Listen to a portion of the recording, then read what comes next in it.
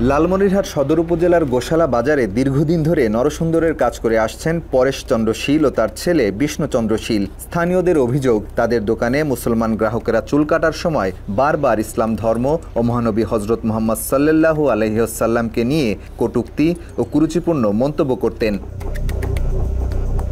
খোঁজ নিয়ে জানা গেছে ২০০০ সাল থেকে ২০২৫ সাল পর্যন্ত এই বাবা ছেলে মুসলমান সমাজের বিশ্বাস ও ধর্মীয় অনুভূতিতে আঘাত করে এমন অনেক মন্তব্য করেছেন। স্থানীয়রা বহুবার এমন আচরণ থেকে বিরত থাকতে বললেও এতে গুরুত্ব দেননি তারা। এই যে নবী রসুল মুসলমানদের ইয়েতে কিভাবে একটা বিভ্রান্ত সৃষ্টি করা যায় বা আমরা যাতে ওখান থেকে বিরত থাকি, এই কথাগুলো তাদের কাছে প্রকাশ্য বলতো, হ্যাঁ, তাদেরকে সরাসরি বলতো। এগুলো জিনিস একটা ওয়াজ মাহফিল নিয়ে একটা কথা হয়েছিল, আমাদের এখানে হাফেজ দেওয়া হবে ওয়াজ মাহফিল। তারপর দেখলাম তো দাদা দুনিয়ার টাকা উঠাইল, এগুলা শুধু এই যে টাকার ধান্দা। হ্যাঁ, এই মুসলমানরা আর কোনো কাম নাই, দুনিয়ার টাকার ধান্দা। যে 7-8 বছরের এক মেয়েকে বিয়ে করছে, ই করছে, উনি একটা বাজে একটা লোক, তারপর 8-9টা বিয়ে করছে, ঘটনা বুঝছেন। কিন্তু হ্যাঁ, উনি এইভাবে কথাবার্তা বলছে। সবশেষ ২০ জুন শুক্রবার ওই দোকানে চুল কাটতে গেলে ১৯ বছর বয়সী নাজমুল ইসলামের সাথে আলাপকালে ইসলাম ধর্ম ও নবীকে নিয়ে আপত্তিকর মন্তব্য করেন পরেশ চন্দ্র শীল। এ সময় মহানবীর বিয়ে এবং কাবাঘর সম্পর্কেও কুরুচিপূর্ণ এবং বিভ্রান্তিকর কথাও বলেন পরেশ। চুল কাটার মাঝপথে উনি আমাকে জিজ্ঞাসা করলেন, তোমাদের যে নবী তার নাম কি? আমি বললাম হযরত মুহাম্মদ সাল্লাল্লাহু আলাইহি ওয়াসাল্লাম।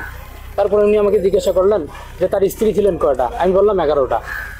তার পরবর্তী বললেন যে সবার যে ছোট ছিল জয়নাব না জানি কি জানি নাম, তার নাম জয়নাব না, তার নাম হলো হযরত আয়েশা রাদিয়াল্লাহু তাআলা আনহা। এখন বললো আচ্ছা বলো তো যে তার যে নবীজির যে বয়স, হ্যাঁ, সে কিভাবে পারলো যে তার মেয়ের বয়সী একটা বাচ্চা মেয়েকে বিয়ে করে এই যৌন নির্যাতনটা কিভাবে করলো? আমি সঙ্গে সঙ্গে মাথা ঠিক রাখতে পারলাম না। এখন চুল কাটার মধ্যবর্তী অবস্থায় আমি চুপ করে থাকলাম। ওনাকে বললাম আপনি আর একটা শব্দ বলবেন না, চুপ করে থাকেন। এখন চুল কাটছে, এখন শয়তানের রশিদু লারে আমাকে বারবার ঘুতাইতেছে আর বলতেছে আচ্ছা বলো তো এই অকামটা কেমনে করলো, আমাকে এভাবে বারবার আমাকে ফুসকানি তুলে দিচ্ছে। তো মধ্যবর্তী শেষ পর্যায়ে চুল কাটা আমি ওই অবস্থায় দাঁড়িয়ে গেলাম। দাঁড়ানোর পূর্বে উনি আরেকটা কথা বলছে যে তোমার দাড়ি রাখার কোনো প্রয়োজন নাই, শেষ বয়সে তুমি দাড়ি রাখবে, এই যুবক বয়সে দাড়ি রাখার প্রয়োজনটা কি? এই ধরনের কথাবার্তা করে আমাকে বিভ্রান্ত করার চেষ্টা করছে।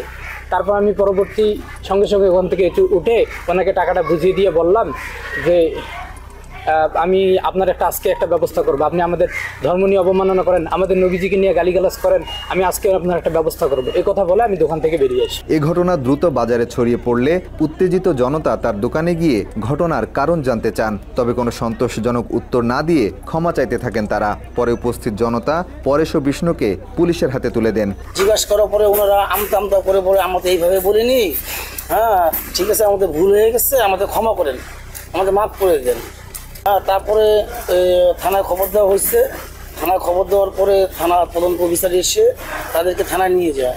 ও নিজে স্বীকারোক্তি দিছে ওই জায়গায়, ওই যখন ওরা আসছে মসজিদ থেকে ও নিজে স্বীকারোক্তি দিচ্ছে। হ্যাঁ উনি বলছে, উনি নিজে স্বীকারোক্তি দিচ্ছে। আমি বলছিলাম বলে না এরকম আলোচনা না করাই ভালো। কি আলোচনা করে? এই মনে করেন ওনাদের ধর্মের কথা, আমাদের ধর্মের কথা, তোমাকে এগুলো না করে, সবাই তো বোঝে না, এগুলো না করাই ভালো। এরই মধ্যে আজিজুর রহমান নামের এক ব্যক্তি বাদী হয়ে লালমনিরহাট সদর থানায় ধর্ম অবমাননার মামলা দায়ের করেছেন। তিনি বাংলাদেশনকে বলেন মামলার পর থেকে তাকে এবং সাক্ষীদের বিভিন্ন নম্বর থেকে ফোন করে হুমকি দেওয়া হচ্ছে। ইসলামী জঙ্গি বলে হত্যার হুমকিও পেয়েছেন তারা। প্রতিনিয়ত আমাদেরকে ফোন করা হচ্ছে এবং বিভিন্ন ধরনের হুমকি দেওয়া হচ্ছে। দেশীয় নাম্বার দেখতেছি না, এগুলো বাহিরের নাম্বার দেখতেছি। হয়তো বাহিরের থেকে আমাদেরকে বিভিন্নভাবে হুমকি দেওয়া হচ্ছে যে আমরা কেন আমি বাদী হইলাম বা আমাদের সঙ্গে কেন এই সাক্ষ্যদাতারা আমাদেরকে সাক্ষী দিতেছেন। বাদী এবং 6 জন যে সাক্ষী আছে যাদের নাম্বার এজাহারের মধ্যে উল্লেখ করা হয়েছে, যেহেতু এজাহার ছড়িয়ে পড়েছে, এই নাম্বারগুলোতে দেশ বিদেশ বিভিন্ন জায়গা থেকে ভিন্ন বাংলাদেশি নাম্বার না, এ ধরনের নাম্বার থেকে ফোন কল আসছে এবং সেগুলো রিসিভ করলে কথা বলার কোনো সুযোগ নেই, প্রচণ্ড গালিগালাজ এবং হুমকি ধামকি, মেরে ফেলবে একদিনের মধ্যে। সেই আমাদের 6 জনকে প্রত্যেককে ফোন দেন এবং বিভিন্নভাবে আমাদের নবী, আমাদের ধর্ম, আমাদের কোরআন এবং আমাদের আম্মাজান আয়েশা রাদিয়াল্লাহু তাআলা আনহাকে নিয়ে অনেক কটাক্ষ করেন এবং আমাকে সহ আমার পরিবার সবাইকে নিয়ে খুব বাজে খারাপ মন্তব্য করেন। সেই সাথে আমাকে তারা হুমকি দেন 24 ঘন্টার মধ্যে উঠাই নিয়ে যাবেন। তার যে ছিল হোয়াটসঅ্যাপ নাম্বার ছিল বা ট্রু কলারে আমরা যেটা পাইছি এই ছেলের ছবি হলো এটা। এই ছেলেটা আমাকে এত বেশি বাজে কথা বলছে যেটা আমার জবান দ্বারা বলা এখানে ক্যামেরার সামনে বলা সম্ভব হচ্ছে না। নাম্বারটা মনে হচ্ছে এটা ভারতের পশ্চিমবঙ্গের নাম্বার। মামলা নিয়ে হুমকি থেকে বাদ যাননি লালমনিরহাট সদর থানার ওসি নুরুন নবীও। দেশি বিদেশি ফোন নম্বর এমনকি হোয়াটসঅ্যাপেও পেয়েছেন হুমকির বার্তা। অকথ্য ভাষায় করা হচ্ছে গালাগাল, ইসলামের নামে ভণ্ডামি না করতেও দেয়া হচ্ছে সতর্কতা। প্রত্যক্ষদর্শীরা বলছেন অধিকাংশ হুমকি এসেছে ভারতীয় নম্বর থেকে। স্থানীয়দের ধারণা ভারতের গোয়েন্দা সংস্থা রয়ের এজেন্ট ও ইসকনের কিছু সদস্যের এসব হুমকির পেছনে হাত রয়েছে। মোহাম্মদ মুস্তাফা সাল্লাল্লাহু আলাইহি সাল্লামের নামে কটূক্তি করেছে, এটা তো কোনো মুসলমান কোনো ব্যক্তি এটা সহ্য করবে না। এবং যারা বলেছে তারা ইসকনের সদস্য।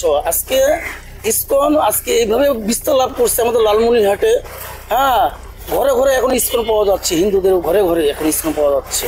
বিশু এবং বিশুর বাবা ইসকনের কাজ করে, সেহেতু আমরা ধারণা এটা করতে পারি যে ইসকনের লোকেরা এই বিষয়ে আমাদেরকে হুমকি দিতেছে। তারা সাহস পায় কোথায়? তাদের সাহস একটাই, তারা রয়্যাল এজেন্ট, তারা ইসকনের সদস্য। ইসকনের অর্থায়নে তারা আজকে এত বড় স্পর্ধা দেখাতে পারতেছে।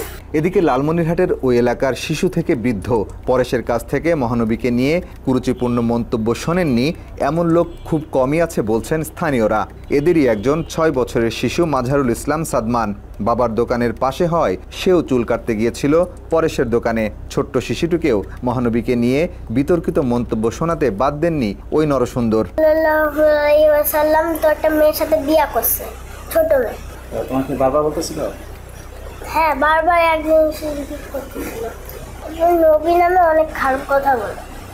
তুমি কিছু বলো নাই? না, আমি বলে মনে দুঃখ পাইছি, এই জন্য টাকা দিয়ে চলি। এ বিষয়ে সাদমানের বাবা বলেন, আগে না বললেও এখন এই ঘটনা সামনে আসায় তার ছেলেও পরেশের কাছে আপত্তিকর কথা শোনার বিষয়টি নিশ্চিত করেছেন। আমার ছেলে কালকে আমাকে বলছে, বাবা ওই দোকানে গেলে আমাকে আমাদের নবীর নাম নিয়ে অনেক কথা বলে। এসব কর্মকাণ্ডের সত্যতা নিশ্চিত করেছে তার পাশের দোকানদার শ্রী উকিলও। এমন কুরুচিপূর্ণ কথাবার্তা নিয়ে আশপাশের দোকানিরা বিভিন্ন সময় বোঝালেও সেসব কথায় গুরুত্ব দেননি পরেশ। কইলাম যে দেখ যে এগুলো কথা তো কোয়া ঠিক না, তুই এক ধর্ম, মুসলমান এক ধর্ম, এখানে এগুলো কথা বলাতে কোন দিন জানি তুমি কোন জায়গায় ফাঁসি যাও। তা আল্লাহর কি কাম, অতিরিক্ত পাপ হইলে যা হয়। তা ওর কিন্তু এই রিপোর্টগুলো সচরাচর 100টা কাস্টমারের মধ্যে 90টা পাবা এই রিপোর্টটা। আমাদের ওই তাফসীর মাহফিল হয়, এটা সাউন্ড নাকি ওর খুব প্রবলেম হয়। তো এইটা কথা বলতে বলতে আমাদের বক্তাদেরকে নিয়ে গালিগালাজ করতেছে, কথা কাটাকাটি করতেছে। তা আমরা ওকে, আমি আর আমার ওই সাসাদ ভাই একদিন নিষেধ করছি, ও কথা শোনে না। আমাদের দোকানে যদি আমরা চুল কাটতে যাই, ওরা বলে তোমাদের এই রসুল ভালো না, এই রসুল ভালো না, এই মসজিদের ইমাম আপনাদের মুসলমান ত্যাগ করছে, এই কথাগুলো নিয়ে অনেক নাড়াচাড়া করে। আমরা একে অনেক বুঝেছি যে ভাই তোরা তোদের ধর্মে থাক, আমরা আমাদের ধর্মেই থাকি, কিন্তু ও মানে না, কথাটা শোনে না। এনার এটা হলো স্বভাব চরিত্র হইলো, এটা আমি অনেকদিন না করছি। হ্যাঁ, আমি বলছিলাম যে তুই তোর ধর্ম পালন কর। আমি একদিন ওনার খাবার একটা টিফিন কারি ছিল, এটা লাড়ছি, ওই জন্য উনি ভাত খাবে না। ওই ছোটোবেলা থেকে দেখি ও বিভিন্ন সময় আরেকজন কারো না কারোর সাথে এই টুকটাক এই কাজিয়া লাগেই, কথা কাটাকাটি হয়। এই যে কোনো ইসলামের মানে ধর্মীয় বিষয় নিয়েও কথা বলবেই। এরপরও প্রথম আলো সহ দেশের প্রথম সারির বেশ কিছু গণমাধ্যমের খবরে বলা হয়েছে গ্রেপ্তারের পর পরেশ ও বিষ্ণুর পরিবারের উপর হামলা ও হত্যার হুমকি দেওয়া হচ্ছে। তবে বাংলাদেশের কাছে এসব অভিযোগ অস্বীকার করেছেন পরেশের স্ত্রী গীতা রানী শীল। কেউ কি কোনো আপনাদের ফোনে ফোন করে কোনো কথা বলে, মানে খারাপ আচরণ বা গালিগালাজ বা হুমকি? না না না না, গাড়ি খেলা চালানো দেয় নাই বলে কোনো করে নাই না। এছাড়া একটি ভিডিও বার্তায় পরেশের পুত্রবধূ দাবি করেন 10 টাকা নিয়ে ঝগড়ার জেরেই এই নাটক সাজানো হয়েছে। তবে স্থানীয়রা বলছেন ঘটনার সময় কিংবা থানায় কেউই এ ধরনের কোনো দাবি করেনি, বরং জনমনে বিভ্রান্ত সৃষ্টি এবং আইনি প্রক্রিয়াকে প্রশ্নবিদ্ধ করতেই এমন বক্তব্য প্রচার করা হচ্ছে। 10 টাকার যে একটা ঘটনা, 10 টাকার ঘটনাটা হাইলাইট করা হয়েছে, এটা আসলে কিভাবে? সব বানোয়াট ভাই, আমি এসবের কিছুই জানি না। আর দেখেন আমি ওনার দোকানে কোনোদিন যাইও নাই, মানে আজকে মানে এই গত শুক্রবারই প্রথম আমি ওনার দোকানে গেছি, কারণ জুমার নামাজের আগ মুহূর্তে কোনো মুসলমান দোকান খোলা রাখবেন, আপনি তো জানেন। কিন্তু ওই সময় আমি দোকান না পেয়ে এখন চুলো কাটা খুব প্রয়োজন, আমি ওনার ওই দোকানে গেছি। যে আমি চিনি না জানি না এই ধরনের অকট্য কথাবার্তা আমি তাকে কেন বলবো? স্থানীয় সচেতন নাগরিকরা বলছেন, রাষ্ট্রীয় আইনে পরিষ্কারভাবে বলা আছে মহানবী ইসলাম ধর্ম নিয়ে অবমাননাকর মন্তব্য শাস্তিযোগ্য অপরাধ। তাই যারা এই আইন লঙ্ঘন করেছে তাদের দৃষ্টান্তমূলক শাস্তি নিশ্চিত করতে হবে। এই যে বিষয়টা নবী মুহাম্মদ সাল্লাল্লাহু আলাইহি ওয়াসাল্লাম বা আমাদের নবীজিকে নিয়ে কোনোভাবে কোনো কটূক্তি করা যাবে না, যেটা আমাদের রাষ্ট্রীয় নিয়ম রয়েছে, আইন রয়েছে। সেই আইন জানার পরেও বা আইনকে বৃদ্ধাঙ্গুলি দেখিয়ে যারা এই ধরনের কাজ করছেন তারা নিশ্চয়ই বাংলাদেশের একটা সদ্যনশীল একটা মহল, যে মহলটা দেশের মধ্যে অস্থিতিশীল পরিস্থিতি সৃষ্টি করার কাজ করছেন, এগুলোকে আরো ভালোভাবে আইডেন্টিফাই করে এবং এদের আরো কঠোর শাস্তি দেওয়া উচিত।